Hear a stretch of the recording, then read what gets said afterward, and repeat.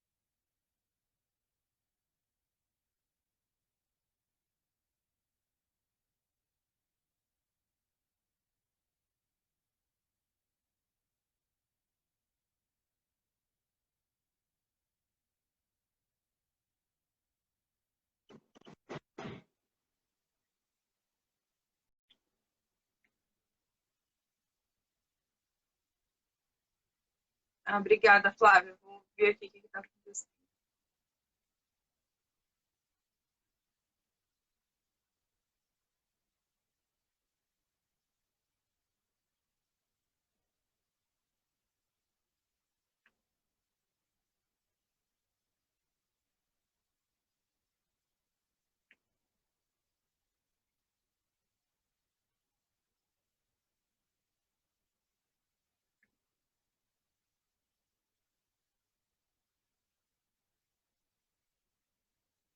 Flávia, está me ouvindo agora? Pessoal que...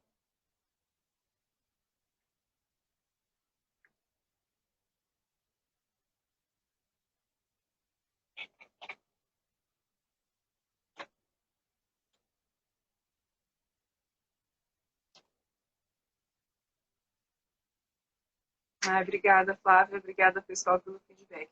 Estou esperando, o Bernardo deve estar entrando. Assim que ele entrar, a gente já manda o convite para ele. E pessoal que já tiver dúvidas, se quiser já mandando, a gente vai organizando as dúvidas aí.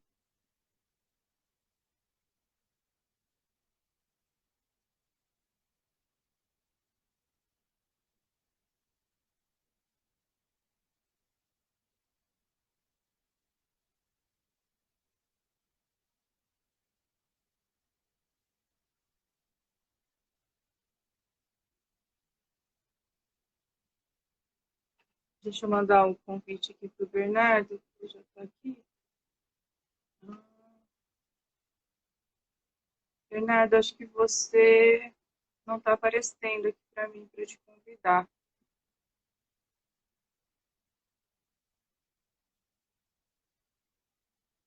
Vê se você consegue me enviar a solicitação para entrar, porque para mim não aparece a sua. Ou se você quiser tentar sair do vídeo e entrar de novo.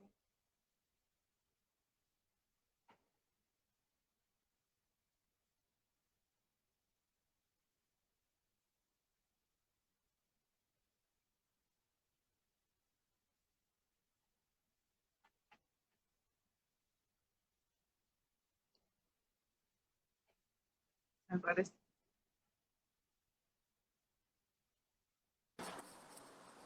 Agora sim. Oi, Adriane. Tá me ouvindo? Agora sim, agora sim. Pessoal, o áudio tá tudo bem aí? Aqui para mim tudo bem.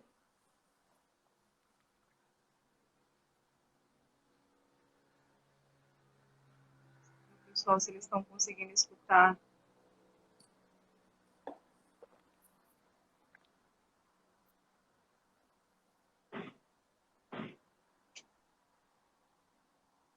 Ótimo, então.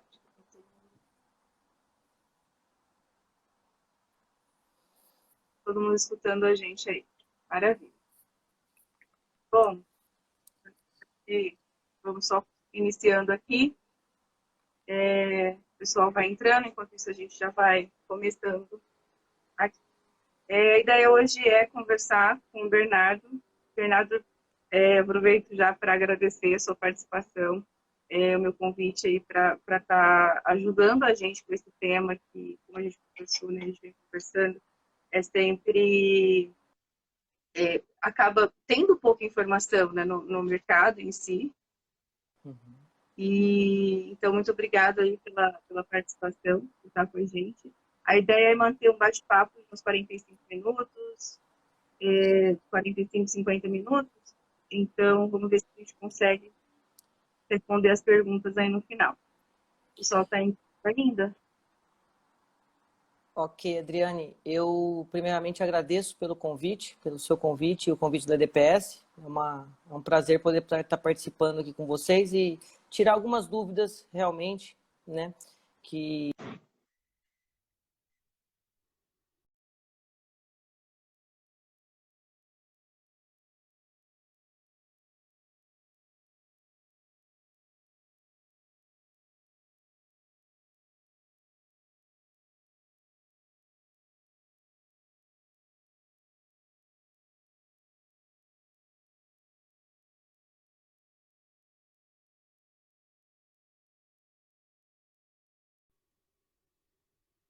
Acho que tem um problema na conexão. Chamar.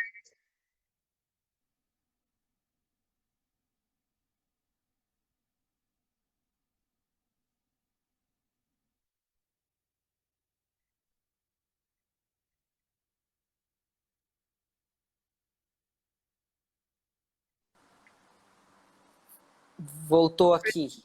Tá me ouvindo? Sim, estou te ouvindo bem agora. Ah, então tá, eu acho que caí aqui. Não sei se, acho que você escutou, eu agradeço primeiramente o seu convite da DPS, né? Muito legal a atitude de vocês aí de estar passando um pouco de informação técnica, né, para os veterinários. A gente recebe bastante dúvida aí no dia a dia, né, seja na fazenda ou seja em algum curso, e eu fico à disposição aqui para ajudar. Na verdade, a aspiração folicular é um assunto bastante abrangente, né? E em 45 minutos a gente não vai conseguir falar muita coisa. Eu vou procurar resumir algumas coisas e achar alguns pontos críticos, né, e principais. E vou pontuando aqui e nós vamos discutindo. E aí, de acordo com o pessoal for tendo dúvida ou alguma sugestão de discussão de ideias, a gente está aqui aberto para isso, tá bom? Qualquer coisa a gente aproveita a quarentena, que está todo mundo em casa, e tenta outra live mais específica, então, se falta Tranquilo, informação. É um assunto bem vasto, né? É um assunto que envolve muita coisa. A gente, quando trabalha com reprodução bovina, na verdade, a aspiração folicular, que é o tema da nossa live, é uma parte do processo, né? Então, o que acontece é que tem outras partes de extrema importância também, né? E muitas vezes nós mesmos não nos damos tanta atenção a elas, né?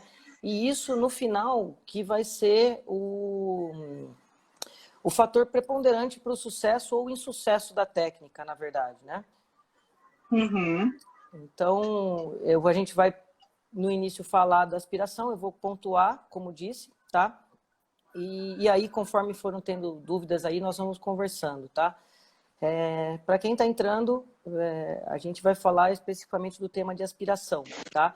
O que é aspiração, né? Primeira pergunta, o que serve, tá? Assim como outras biotecnologias da reprodução, essa é mais uma, né? Teoricamente, aí a mais nova biotecnologia para produzir embriões in vitro. Então, qual que é o objetivo do nosso trabalho? O objetivo do nosso trabalho é coletar os óvulos dos animais, né? Selecionar animais superiores para isso e multiplicar essa genética, tá? Esse é o principal aspecto da aspiração, tá? Sempre me perguntam, o que é aspiração? Tá? Então é o seguinte, é uma biotecnologia que eu falo e é como uma ferramenta, tá? Assim como outras. E aí cabe ao veterinário da fazenda decidir se usa ou não, e para isso a gente vai ver que tem alguns, digamos, pré-requisitos, né? Antes de iniciar aí um programa de embrião. Tá? Você está me ouvindo Assim, bem? tô te ouvindo. E só até uma pergunta que eu sempre escuto é, tá crescendo? Tem uma região mais forte dessa técnica no Brasil? Isso, como que tá? Porque o que eu sinto é um mercado que ele vinha mais constante, agora parece que tem épocas que aumenta uma procura aí. Falo pelos aparelhos, né? Então a gente Sim, sim, sim, acompanha a claro. procura de aparelho, mas me explica um pouquinho, só para a gente também assim, ver o pessoal que está às vezes pensando em entrar no mercado, se vale a pena, se não Ótimo. vale, como que é isso? Ótimo, interessante. O Brasil, com a título de informação, o Brasil é um dos principais países aí, né, na produção in vitro de embriões. Tá? É uma coisa que a gente pode se orgulhar disso, né? O Brasil tem excelentes técnicos, né? Um volume muito grande de serviço e a partir de 2005 a técnica teve um boom. Eu não sei como que você estava nessa época aí em relação aos equipamentos de venda, mas teve um boom, tá? Da FIV, principalmente no Brasil. Isso se estendeu até 2 anos atrás. Tá? O ano passado deu uma leve diminuída, mas ainda mantém. Tá? Hoje o Brasil, da América Latina, é o país que mais produz embrião, sem sombra de dúvida. Né? Até um tempinho atrás nós éramos os primeiros do mundo. Né? Agora, com a evolução da técnica, essa é uma pergunta importante. Né? Não só aqui no Brasil está evoluindo, como também em outros países. Né? Os países da América do Sul aqui trabalham bastante, Colômbia, Venezuela, Paraguai, Argentina, né? Trabalham bastante com fertilização in vitro também. Tá? É uma técnica que ela hoje está consolidada, tranquilamente posso te dizer isso, ela está consolidada e agora deu uma breve diminuída, mas isso também se deve a outros fatores, né? Principalmente fatores econômicos aí do nosso país. Né? Então, é o que eu sempre falo, o serviço de aspiração ele sempre vai ter. Por quê? A gente sempre quer melhorar isso, a gente sempre quer multiplicar esses animais em larga escala. Tá? Então, assim, o mercado ainda creio que vai crescer muito, pelo pouco que eu vejo aí, um mercado ainda promissor que vai crescer bastante, principalmente em outros países. Eu acho que o Brasil está bem estabilizado em relação a isso. Creio que é o país que tenha mais laboratórios hoje comerciais de FIV no mundo, está aqui no Brasil. E é uma Bacana. coisa que hoje quase todos os estados, né, do país possuem pelo menos um laboratório. Tá? Eu vejo bastante, eu acompanho bastante aqui pela internet, estou vendo todo dia abrir novos laboratórios, novas empresas. Né? Então é um sinal que a técnica está bastante difundida aí. Maravilha. Então, voltando para a técnica. Exatamente. Então, vamos lá. Né? Primeiramente, eu gosto de dividir a técnica em 2 partes. Né? Primeiro, falando um pouco do que é a aspiração, tá?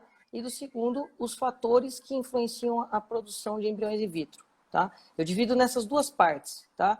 Fatores que afetam a produção de embrião, né? Ou seja, não é uma coisa da técnica. Tá? A gente tem que ter um trabalho em conjunto, né?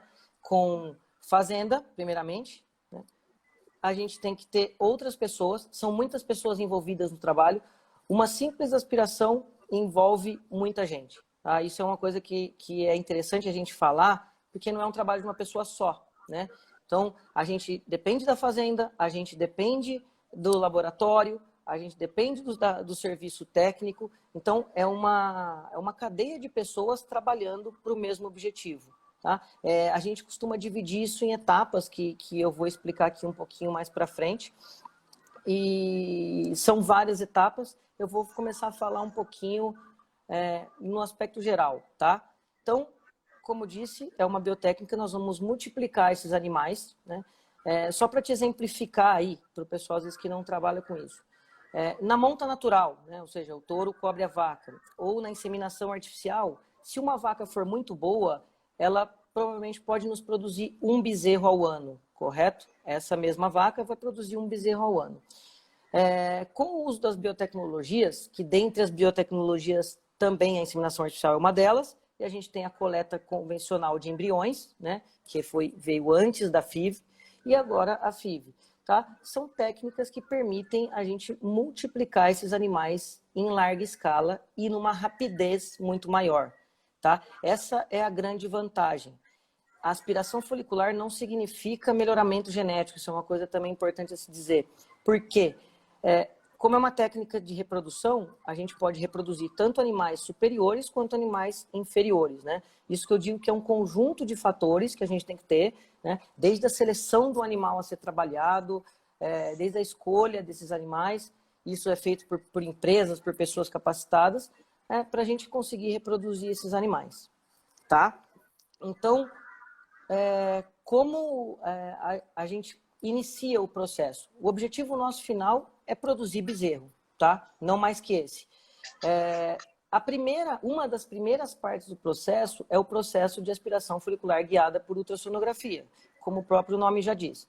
O que nós vamos fazer? Nós vamos com um aparelho, né, um ultrassom, uma guia de aspiração, uma bomba de vácuo, a gente introduz na vagina desse animal, faz a palpação dos ovários e aspira os folículos dos ovários dessa vaca, tá? O que acontece? Dentro do folículo tem o oócito, que é o nosso objetivo, tá? Então, qual que é a função de uma aspiração folicular? Nós vamos coletar esses oócitos, tá? Levar para um laboratório, esses oócitos vão ser preparados para serem fertilizados e depois eles vão ser fertilizados com o touro superior, né? Geralmente escolhem touros superiores, com características produtivas superiores, e a gente consegue formar o embrião, né? A gente faz o embrião é feito no laboratório, e aí esse embrião é transferido para uma receptora, que a gente chama, a gente trabalha com doadora e receptora, né? Ou esse embrião pode ser também um exemplo, se você comprar uma fazenda, você tem uma fazenda no Acre e quer uma genética de vacas do Rio Grande do Sul ou de outros países, você consegue através disso, né? A gente consegue, hoje a gente tem embriões congelados, as empresas oferecem esse serviço e você pode aí transferir essa genética para iniciar assim, sua criação do topo, né? O que acontece? A gente sabe que o intervalo entre gerações do bovino é muito grande. A nossa cadeia produtiva é totalmente diferente da de suíno, de aves, né? Que o ciclo é muito rápido. No nosso caso, o ciclo é muito mais longo, é um intervalo mínimo aí de 3 anos, se tudo correr bem. Então, com essa técnica, a gente consegue acelerar isso, tá? E aí a gente perde menos tempo para conseguir atingir o mesmo nível aí de genética, na verdade, um nível superior de genética, tá? Então, esse é o ponto principal, essa é a aspiração em si.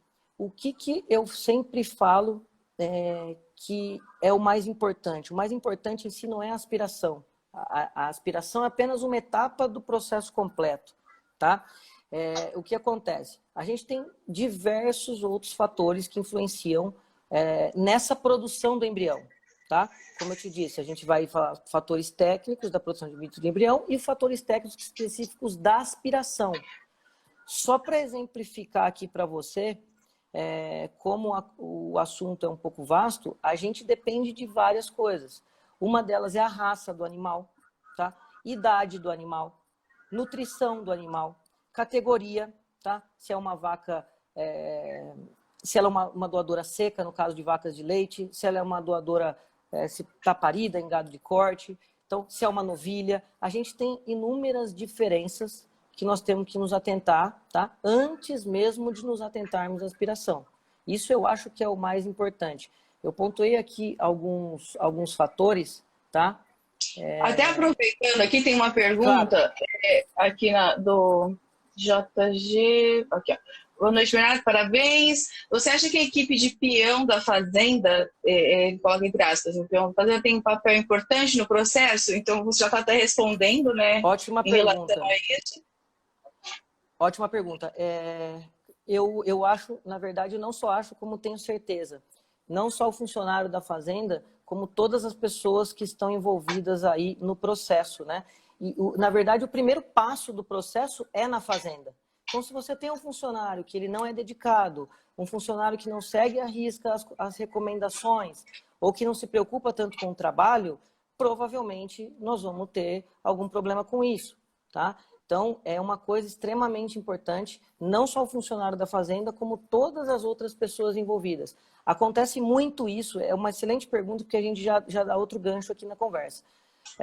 Acontece muito isso. Às vezes, uma parte do processo está correta, você fala assim, bom, eu trabalho com aspiração, vou fazer o máximo para estar correto. Então, me preocupo com todos os detalhes, e aí chega na fazenda lá, o funcionário não tratou bem essa vaca. Ou o funcionário aplicou um medicamento errado nessa vaca. Tá? Isso tudo com certeza influencia. Principalmente também algumas fazendas, eles transferem os próprios embriões, os embriões são transferidos na própria fazenda. Então, a ajuda de um funcionário é extremamente importante. Tá? Se ele aplicar um medicamento errado na hora errada, isso pode comprometer todo o processo. Muito boa pergunta.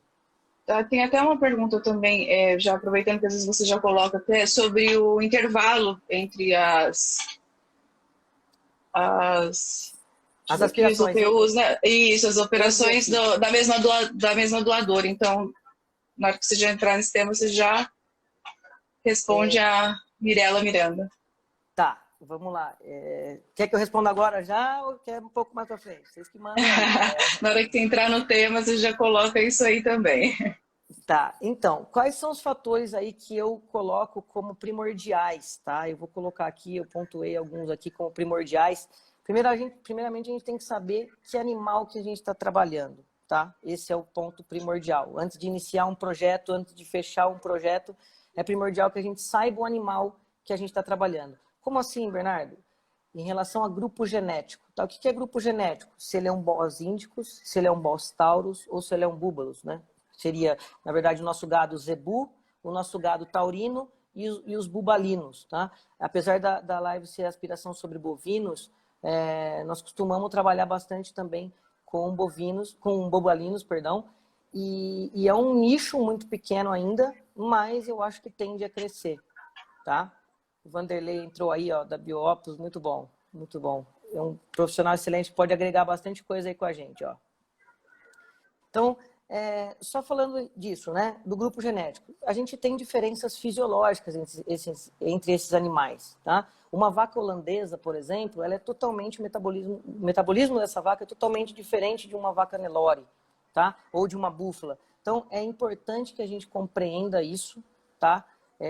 E saiba e conheça o animal que a gente está trabalhando antes mesmo de executar a técnica. Outra coisa importante, raça. Por que eu falo de raça? Mesmo animais do mesmo grupo genético, eles têm diferenças entre raças, tá? Tem algumas particularidades que uma raça tem e a outra não tem. Então, é interessante que a gente saiba dessas particularidades para fazer um trabalho, executar um trabalho bem feito, tá? E às vezes não pecar aí num detalhe por conta de uma fisiologia diferente de animal. Tá? Não sei se ficou muito claro isso. Outro não, fator... ficou. Desculpa, e só te interrompendo, e isso você basicamente é o responsável pela análise de tudo isso. Quem faz a escolha disso? Eu estou perguntando isso assim, como é lógico que eu tenho o lado do mesmo jeito que o tema é muito amplo, eu acabo também tendo um lado da venda do ultrassom. Então, para mim, o tipo de pergunta que chega é bem engraçado porque me deixa sempre com a sensação, primeiro, que é uma técnica muito mais, que exige um grau de conhecimento maior. Para mim, isso é sempre muito nítido, que as pessoas que têm intenção de aspirar, elas precisam ter um conhecimento de imagem e acho que do processo em geral. Você vê que todo mundo vê o processo como um grau de dificuldade. E aí, então, na hora que a gente tem que escolher, que você está me falando para prestar atenção em relação à raça e tudo isso, é sua responsabilidade essas escolhas? Boa pergunta também. Não, na verdade, nós, como técnicos que prestamos o serviço, teoricamente, a nossa obrigação é conhecer um pouco de tudo, tá? Desses aspectos que eu estou comentando aqui, para tomar algumas decisões. Tá? Decisões técnicas, eu digo na hora do trabalho. Vou te dar um exemplo em relação à anestesia, tá? Todos os animais na coleta são anestesiados, né? Então, assim, tem diferença de raça para raça. Então, se eu não conhecer a particularidade daquela raça, eu como veterinário, se eu não conhecer a particularidade daquela raça, eu posso ter um problema decorrente a essa falta de conhecimento. O que acontece é que todo mundo às vezes vê como um bicho de 7 cabeças, a aspiração, e não é isso. O que acontece é que é uma técnica que exige um pouco mais de treinamento, exige, na verdade, muito treinamento. Esse, na minha opinião, é o fator crucial, tá? E aí, obviamente, assim como em todas as técnicas, né? E, obviamente, que o treinamento tem que vir junto do conhecimento agregado, tá? Não é que é mais difícil. O que acontece é que é uma técnica que são muitos fatores que influenciam. Então, por isso que é importante a gente conhecer um pouquinho de tudo, tá? É impossível todo mundo saber tudo, né? É impossível todo mundo saber tudo, mas um pouquinho de cada coisa a gente tem que tentar conhecer para prestar um bom serviço. E tem realmente muitos detalhes, né? E na fertilização in vitro em si, na aspiração também, o detalhe é o que faz toda a diferença. Quem trabalha aí com isso, eu estou vendo o Vanderlei, a Kênia aí, que o pessoal trabalha bastante com isso, a gente sabe que o detalhe faz toda a diferença. Por isso que é importante todo mundo trabalhar de uma maneira aí junto, tá?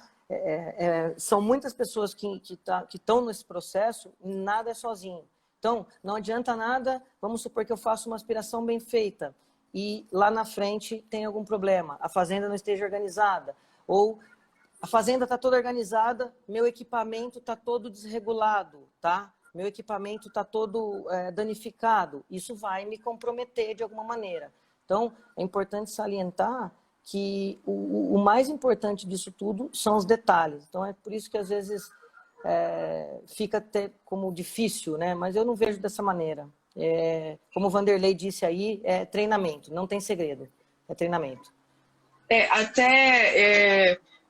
A gente até tinha comentado hoje, né, que eu até, quando eu vejo uma mensagem, um WhatsApp, uma ligação de áudio do Bernardo pelo WhatsApp, é algum problema que eu tô tendo. Deve estar dando curso em algum lugar, pegou um aparelho que ele não está conseguindo aspirar, por causa da regulagem. Então, ele sempre me chama, né, para essa questão de ajustes, e é sempre a mesma coisa. Adriane, peguei um aparelho que eu não conheço, né, da Mindray, e estou com um pouquinho de dificuldade, me ajuda a ajustar. Que é outra coisa também que eu percebo que o nível e a exigência do aparelho de ultrassom dos nossos clientes de aspiração é muito maior mesmo. A qualidade de imagem eles prezam por isso, né? Por um processador bom, pela velocidade acho que do processador, né? Acho que da questão da velocidade da agulha. Exatamente. Exatamente. Isso é importante que você está falando. Isso na verdade, os equipamentos de maneira geral, né? Quais são os equipamentos que a gente mais utiliza no serviço, na parte do campo? A gente sempre trabalha em 2 pessoas, né? O veterinário que está coletando essa vaca, que está coletando os ossos da vaca, e o técnico do laboratório que está lá selecionando esses ossos. Então, o que acontece? Eu falo que 50% do trabalho de cada um. Qual que é a minha obrigação ali? É estar com o meu ultrassom regulado, tá? Isso é de importância, extrema importância, porque quanto melhor a imagem, obviamente melhor o seu serviço, né? Isso não só na aspiração, quanto nos outros serviços também, diagnóstico precoce, qualquer serviço que envolve aí o uso de ultrassom, no caso. Então, a configuração é uma coisa importante. E o que acontece? Nós, como veterinários, não temos esse treinamento, né? A gente não aprende isso na escola, não aprende isso em livro, não aprende em nenhum lugar. Então, a gente fica aí tentando, na verdade, ter uma melhor imagem aí, de alguma maneira, né? E como você bem ressaltou aí, velocidade eu acho muito importante, né? O pessoal que trabalha geralmente tem a mesma opinião. A gente discute muito isso em grupos de veterinários que trabalham, né? Sobre a velocidade da saída de agulha, né? Eu já até cheguei a comentar isso com você. Então, todos esses detalhes fazem a diferença entre um bom e um serviço mal executado. Então, eu acho que todos os equipamentos têm que estar extremamente configurados, tá? Isso a gente configura quase todo dia. Eu procuro nos meus trabalhos todo dia, antes de começar, configurar tudo, conferir tudo, para não ter problema em relação a isso, tá? Essa é uma pergunta que você deve receber demais, né? Como configura o ultrassom, e a gente não tem esse treinamento. Hoje a gente complicado tem até para a gente, né? Eu acho que a partir do momento que a gente entende o que de fato a técnica exige, fica tranquilo para a gente conseguir organizar isso. Mas o interessante é sempre entender mesmo a técnica para a gente poder estar ajudando a configuração. Então, o que está buscando, né, a partir do momento que o aparelho de fato responde a isso, o ajuste a gente consegue dar esse suporte sim. Tem uma pergunta aí, Bernardo, se você quiser até dar uma lida aí. Vamos lá, eu vou dar uma olhada aqui, que eu tinha visto umas perguntas. Qual foi a última? Tem uma aqui do Fider em relação às rotinas das aspirações. Intervalo ideal entre as aspirações de uma mesma doadora. Muito boa essa pergunta. Eu com certeza ia falar disso no final, tá? É uma pergunta que sempre nos fazem, tá? Isso é mais o cliente que nos pergunta. Qual o intervalo entre as aspirações? É muito divergente a opinião em relação a isso, tá? Eu vou passar as minhas opiniões e as minhas experiências. Eu não estou dizendo que isso é uma verdade absoluta, tá? Se você às vezes conversar com outra pessoa, vai ter outra opinião, mas eu vou passar a minha opinião, que eu tive bastante experiência com essa parte de intervalo entre as aspirações. O que acontece, Mirela, né? O pessoal que iniciou aí os trabalhos com embrião, os gringos aí, vamos falar, eles no início recomendavam aspirações 2 vezes por semana, falando que não causa nenhum problema doadora. Eu, particularmente, sou totalmente contra isso, tá? É uma opinião pessoal. Eu acho que 2 vezes na semana é um exagero. A gente não precisa fazer isso, tá? Eu acho que a gente tem que respeitar o animal de alguma forma, tá? Eu sei que algumas vezes é difícil acontecer isso, né? Algum interesse, principalmente interesse econômico. Então, nós como veterinários, a gente tem que falar sobre isso, falar sobre intervalo de geração. Eu, uma época, tive que aspirar animais de 15 em 15 dias, tá? Que eu pensava ser uma idade mínima, um intervalo mínimo para aspirar. O que aconteceu? A partir de um certo tempo, as doadoras começaram a produzir menos oócitos, tá? E oócitos de qualidade pior. Então, outro fator importante que tem também, como o intervalo de 15 dias, né? O ciclo da vaca, geralmente, aí é de 17 a 21 dias. A gente sempre conta 21 dias. Em 15 dias, não forma um ciclo da fêmea. Então, o que acontece com o tempo? Depois de um tempo aspirando, 1, 2 aspirações com esse intervalo não vai fazer diferença, tá? Não vai prejudicar o animal. O que não pode é você estender esse processo aí de 15 em 15 dias. Isso vai te gerar problema. A minha opinião pessoal, tá? 30 dias de intervalo. Se precisar fazer algum trabalho aí esporádico, ou é venda de animal, ou é uma venda de embrião, ou algo desse tipo, e precisar reduzir esse intervalo, ok, trabalhe dessa maneira. Agora, fazer isso de forma constante, rotina, na minha opinião, pelo menos na minha experiência, não foi nada satisfatório os resultados, tá?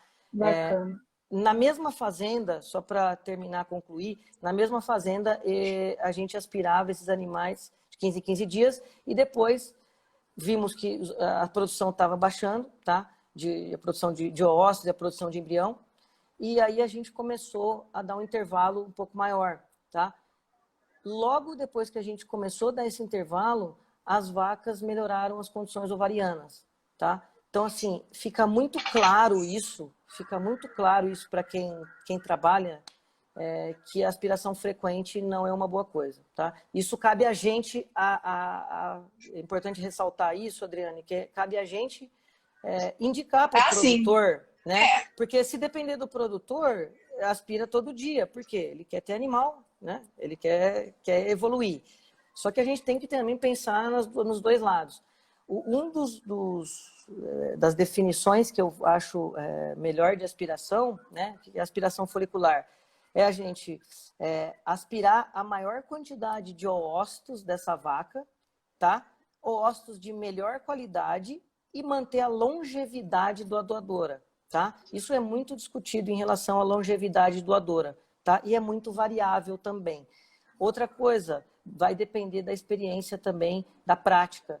Uma pessoa que tem menos prática pode, às vezes, acabar cometendo algum problema, tá? Do que uma pessoa mais experiente. Então, eu vou ressaltar mais uma vez aqui de novo a importância nesse serviço específico do treinamento.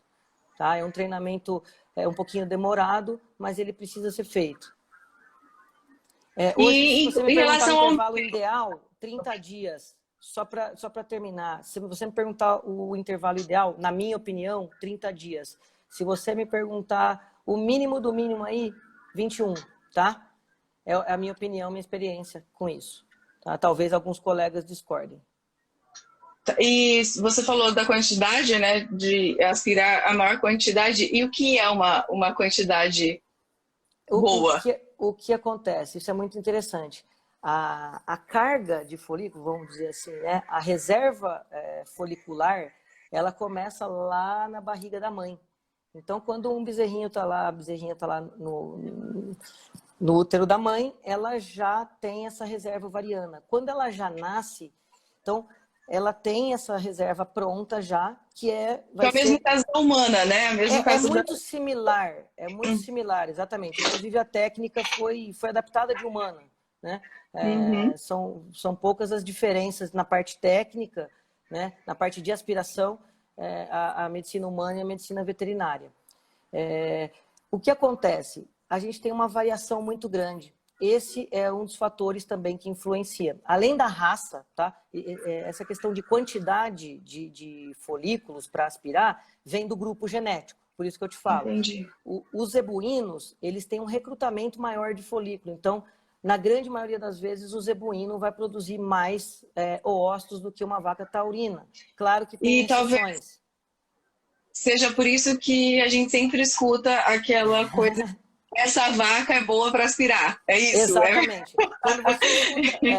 Quando você escuta isso de uma pessoa, essa vaca é boa para aspirar, não significa também que ela seja boa de genética, né? Muitas vezes a gente vê vacas ruins de genética, vamos dizer assim, né? Com qualidade inferior de genética, uma população folicular extremamente grande.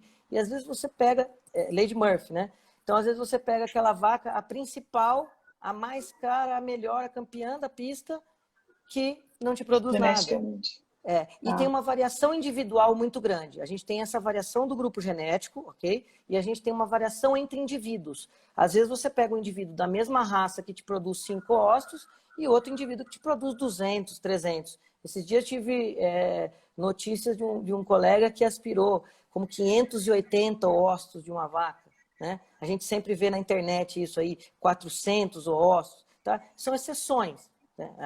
Tem alguns animais que produzem essa quantidade, mas é uma quantidade muito pequena. A gente costuma trabalhar em relação à quantidade de folículo e também a quantidade de embriões, a gente sempre trabalha com média, tá? Para facilitar. Como a variação é muito grande, nós temos que trabalhar com média. Você vai encontrar de tudo.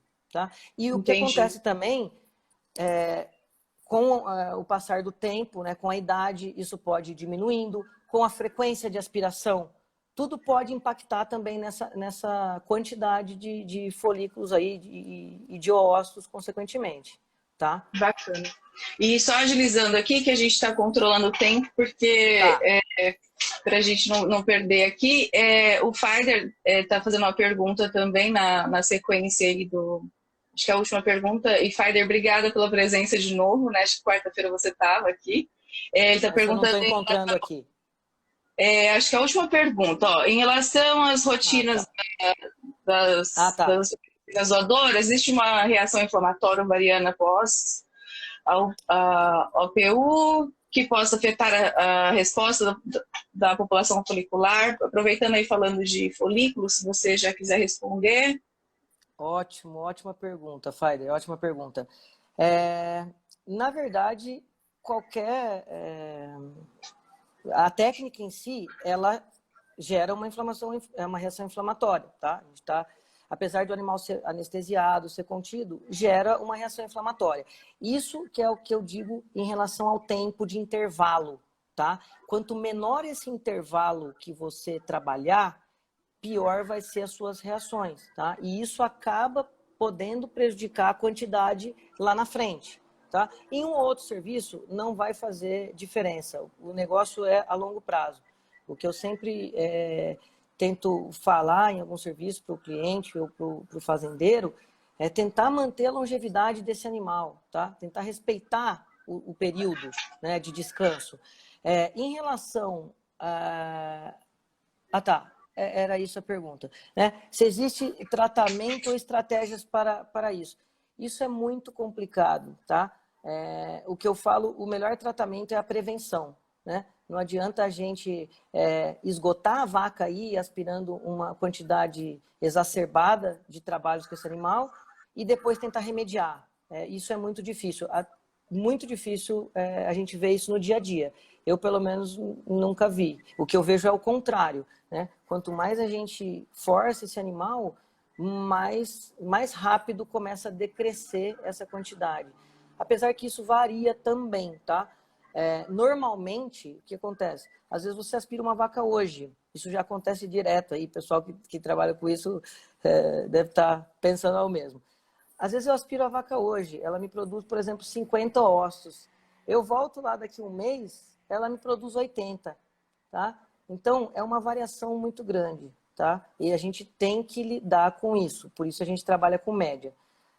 Agora, tratamento ou estratégia é um pouco complicado. A minha recomendação seria você manter, né, uma frequência aí não agressiva de aspiração, tentar aí aumentar um pouco o intervalo, não ficar aspirando sempre o mesmo animal aí em período reduzido e com frequência.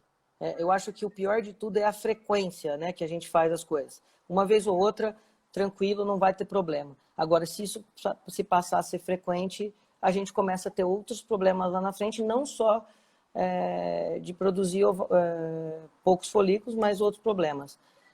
Tá? Eu acho que a prevenção é o melhor caminho. Só para complementar essa pergunta, tá? Não sei a opinião do pessoal, o que acontece? Antes, muita gente aplicava anti-inflamatório depois da aspiração. Foi interessante que o professor João Henrique Viana, da Embrapa, comentou isso esses dias numa live, né?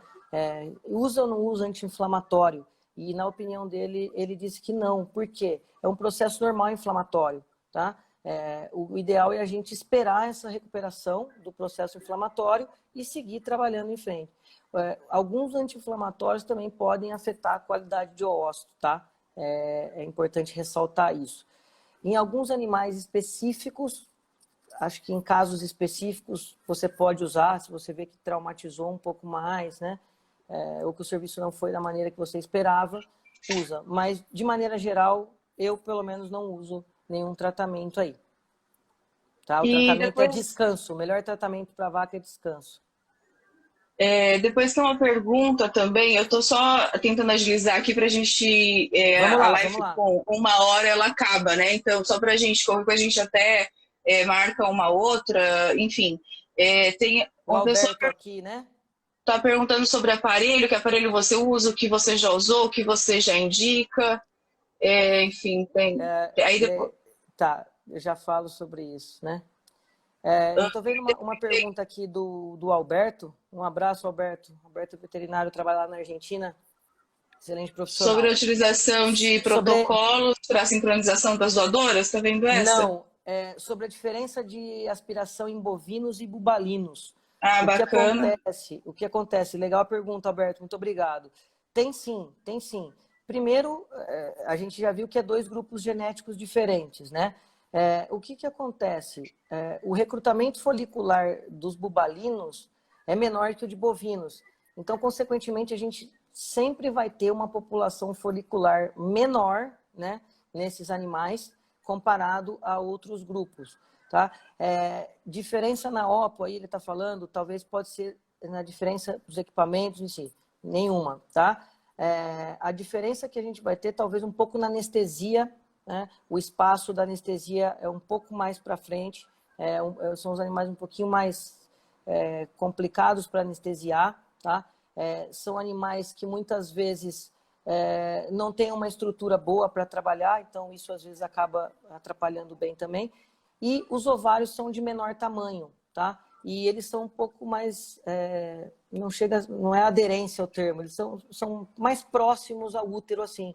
Então, na palpação, a gente sente uma diferença, sim. Eu, pelo menos, sinto mais dificuldade para aspirar uma búfala do que uma vaca. A técnica é exatamente a mesma, mas algumas diferenças, assim, em relação à anatomia mesmo, né? E ao comportamento do animal, muda um pouco o comportamento.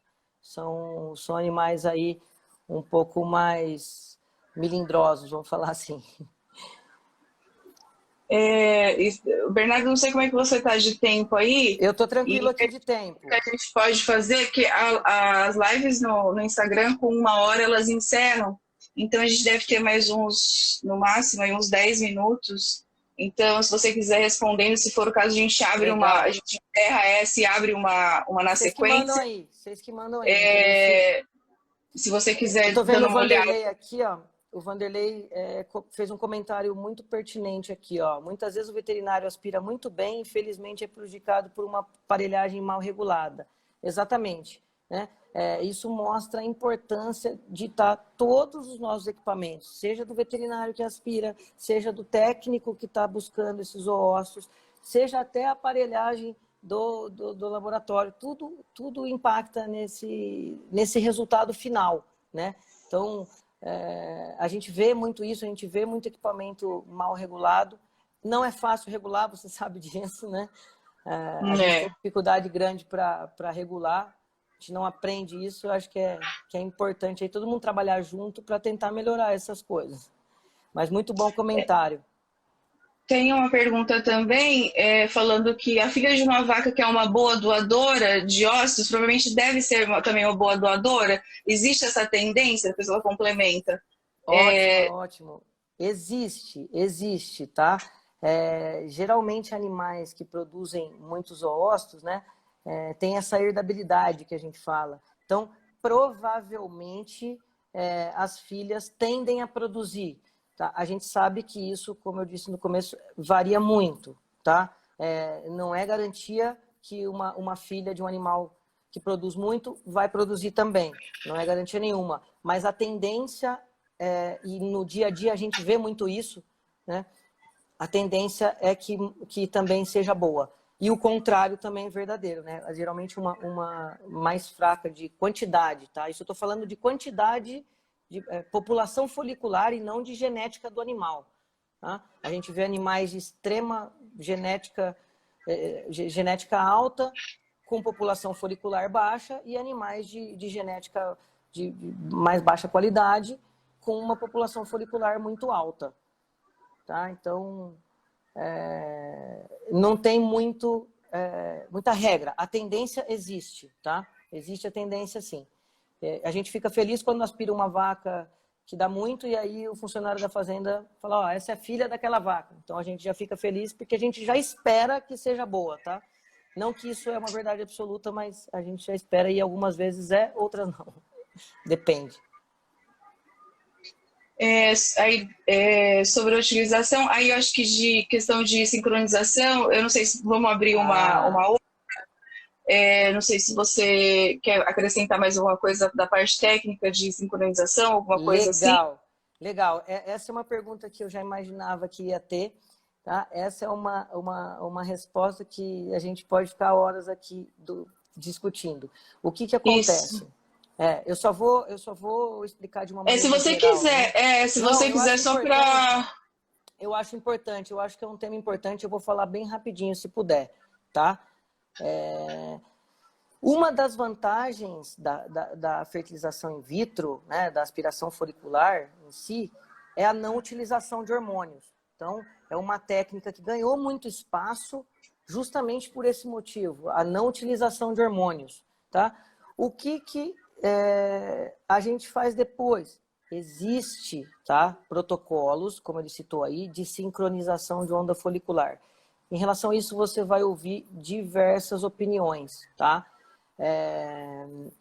A minha opinião é que o protocolo é uma ferramenta também, tá? E como toda ferramenta, ela deve ser criteriosamente bem usada, tá? Para não causar problema depois. Hoje a gente tem alguns protocolos de sincronização de onda, utilizando medicamentos diferentes até. Depois, quem tiver interesse sobre o tema, eu tenho bastante material sobre isso, eu posso passar, podemos conversar isso, para não tomar muito tempo aqui, tá? Mas já usei bastante protocolo, tá? Principalmente hoje, nos animais jovens, a gente usa protocolos com FSH, tem as vantagens e desvantagens. Essa é uma pergunta que sempre me fazem, tá? Eu gosto de usar em alguns casos específicos. Na minha opinião, não se deve utilizar protocolo como rotina, tá? Isso é uma coisa que eu sempre falo, é a minha opinião. Eu já usei de toda maneira, já fiz com tempo mais espaçado, com tempo mais curto, e quando eu utilizei protocolo de sincronização de onda com tempo mais curto de intervalo, eu fui observando as vacas depois, eu fui notando uma baixa na quantidade. Então, assim, chegou uma hora, a partir do terceiro, quarto protocolo seguido, a vaca começou a baixar a quantidade muito abaixo do que sem tratamento, tá? Então, por isso que eu sempre falo, Adriane, a gente tem que trabalhar com bom senso, tá? A gente tem que trabalhar. A ferramenta está aí, os protocolos existem, a ferramenta está aí, cabe a nós, na verdade, né, utilizar da maneira correta. E isso cabe ao veterinário instruir isso ao funcionário e até o próprio dono da fazenda.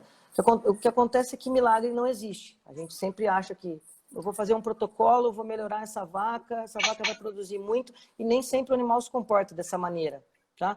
A minha resposta hoje, para quem quer trabalhar com protocolo, se quer tentar algum protocolo em caso específico, algum animal específico, não, a gente chama bica corrida, né? Não fazer em todo mundo, mas algum animal específico, respeitando intervalo, respeitando o medicamento, respeitando o descanso, né? Eu acho que é muito importante isso. O Júlio comentou, uma vantagem de aspirar a cada 3 semanas é que podemos aproveitar os fios de retorno do programa anterior. Exatamente, tá? Mais uma vantagem aí, obrigado, Júlio, pela participação, mais uma vantagem de você respeitar esse intervalo, tá? Isso eu acho muito importante. Bernardo, eu vou fazer o seguinte, se você estiver com tempo, e a gente encerra essa porque vai estourar o tempo aqui da live e a gente abre uma outra. Então, acho que ficaram algumas perguntas, então, se você quiser até para encerrar ou concluir o seu raciocínio, é só porque de 1 em 1 hora o Instagram expulsa a gente das lives. Então, a gente... Se você quiser interromper... É isso, então, pessoal, eu vou fazer o seguinte, eu vou encerrar essa e já logo em seguida eu já vou abrir uma... Eu já falo aqui que eu já estou na resposta. Entra na outra, tá joia? Tá. Então, até a próxima live. Obrigado. Obrigada.